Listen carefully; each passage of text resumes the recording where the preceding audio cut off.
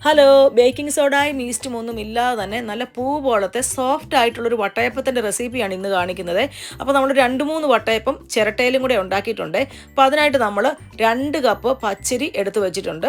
സാധാരണ പച്ചരിയാണ്. അപ്പോൾ ഈ ഒരു ഗ്ലാസ്സിലാണ് നമ്മൾ എല്ലാ മെഷർമെൻറ്റും എടുത്തിരിക്കുന്നത് കേട്ടോ. അപ്പം കഴുകി വാരി വൃത്തിയാക്കിയതിന് ശേഷം കുതിർക്കുന്നതിന് മുമ്പ് അതിലേക്ക് 1 ഗ്ലാസ് പഞ്ചസാരയും നേരത്തെ നമ്മൾ മാറ്റി വെച്ചിരുന്ന 1 ഗ്ലാസ് തേങ്ങാ വെള്ളവും പിന്നെ 1 ഗ്ലാസ് പുളിമാവും കൂടെയാണ് അതിലേക്ക് ഒഴിച്ചിരിക്കുന്നത് കേട്ടോ. അപ്പോൾ നേരത്തെ നമ്മൾ അപ്പം ഉണ്ടാക്കിയപ്പോൾ മാറ്റി വെച്ച പുളിമാവാണ്. ഇതെല്ലാം കൂടെ ഒന്ന് മിക്സ് ചെയ്തിട്ട് നമുക്ക് ഇതൊരു 7 മണിക്കൂറത്തേന് നമ്മൾ കുതിർക്കാനായിട്ട് മാറ്റി വെക്കുന്നുണ്ട്. 7 മണിക്കൂറിന് ശേഷം അതിലേക്ക് 1 ഗ്ലാസ് ചോറും ഏത് ടൈപ്പിലുള്ള ചോറ് വേണമെങ്കിലും ഉപയോഗിക്കാം. സെയിം ഗ്ലാസ്സിന് 2 ഗ്ലാസ് തേങ്ങായും കൂടെ നമ്മൾ അതിലേക്ക് നല്ലതുപോലെ മിക്സ് ചെയ്ത ശേഷം നമ്മളൊന്ന് പേസ്റ്റായിട്ട് നമ്മളൊന്ന് അരച്ചെടുത്തുകൊണ്ട് വരുന്നുണ്ടേ. ഈ ഒരു കൺസിസ്റ്റൻസിയാണ് നമുക്ക് വട്ടയപ്പത്തിന് വേണ്ടത് കേട്ടോ. ഒത്തിരി അങ്ങ് ഫൈൻ പേസ്റ്റായിട്ട് അരയ്ക്കണ്ട, ഈ ഒരു പരുവത്തിൽ നമ്മൾ അരച്ചെടുത്താൽ മതി.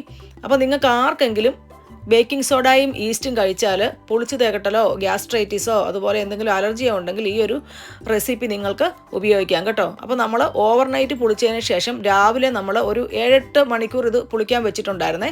രാവിലെ നമ്മൾ അതിലേക്ക് ഒരു 1/4 ഗ്ലാസ് പഞ്ചസാരയ്ക്കകത്ത് കുറച്ച് ഏലക്കായിട്ട് നല്ലതുപോലെ പൊടിച്ചതിന് ശേഷം ഇതിലേക്കൊന്ന് മിക്സ് ചെയ്ത് ചേർക്കുന്നുണ്ട്.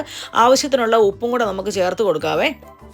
എന്നിട്ട് ഞാൻ എപ്പോഴും വട്ടയപ്പം ഉണ്ടാക്കുമ്പോൾ നമ്മുടെ അപ്പച്ചമ്പിൽ വെള്ളം വെച്ച് തിളച്ചതിന് ശേഷം നല്ലതുപോലെ ആവി വന്നതിന് ശേഷമാണ് അതിലേക്ക് വട്ടയപ്പം ഉണ്ടാക്കാനുള്ള പാൻ വെച്ചിട്ട് അതിലേക്ക് ഒഴിച്ചു കൊടുക്കുന്നത്. ഇതൊരു കേക്കിൻ്റെ പാനാണ്. ഇതിലേക്ക് കുറച്ച് എണ്ണ തടവിയ ശേഷം നമ്മൾ മാവ് ഒഴിച്ചു കൊടുക്കുന്നുണ്ട്. ഇതിനൊരു 1/2 മാവ് നമ്മൾ ഒഴിച്ചു കൊടുത്താൽ മതി കേട്ടോ.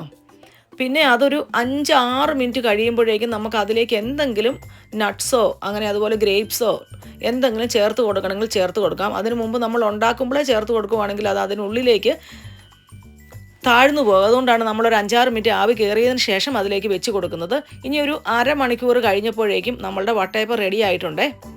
കണ്ടോ, ഇതുപോലെ ഞാൻ 2-3 ടൈപ്പിൽ വട്ടയപ്പം ഉണ്ടാക്കി എടുത്തിട്ടുണ്ട്. കുറച്ച് ചെറി ഇതിൻ്റെ മുകളിലേക്ക് ഡെക്കറേറ്റ് ചെയ്തും നമ്മൾ ഉണ്ടാക്കി എടുത്തിട്ടുണ്ട്. അപ്പോൾ നമ്മുടെ ചാനൽ ആരെങ്കിലും സബ്സ്ക്രൈബ് ചെയ്യാത്തവരുണ്ടെങ്കിൽ ചാനൽ സബ്സ്ക്രൈബ് ചെയ്തേക്കണേ. ഈ ചിരട്ട നമ്മൾ അതിലേക്ക് കുറച്ച് എണ്ണ തടവിയ ശേഷം അതിലേക്കും 2-3 എണ്ണം ഉണ്ടാക്കി എടുത്തിട്ടുണ്ട്. അപ്പോൾ നിങ്ങൾക്ക് വീഡിയോ ഒക്കെ ഇഷ്ടമാണെങ്കിൽ നിങ്ങൾ ലൈക്ക് ചെയ്യാനും അതുപോലെ തന്നെ കമൻറ്റ് ബോക്സിൽ കമൻറ്റ് ഇടാനും മറക്കരുതേ. ഈ റെസിപ്പി നിങ്ങളുടെ ഫ്രണ്ട്സിന് ആർക്കെങ്കിലും വേണമെങ്കിൽ നിങ്ങൾക്ക് സെൻഡ് ചെയ്ത് കൊടുക്കാം കേട്ടോ. കണ്ടോ, നല്ല സൂപ്പർ സോഫ്റ്റ് ആയിട്ടുള്ള വട്ടയപ്പമാണ് നമ്മൾ ഉണ്ടാക്കി എടുത്തിരിക്കുന്നത് കേട്ടോ.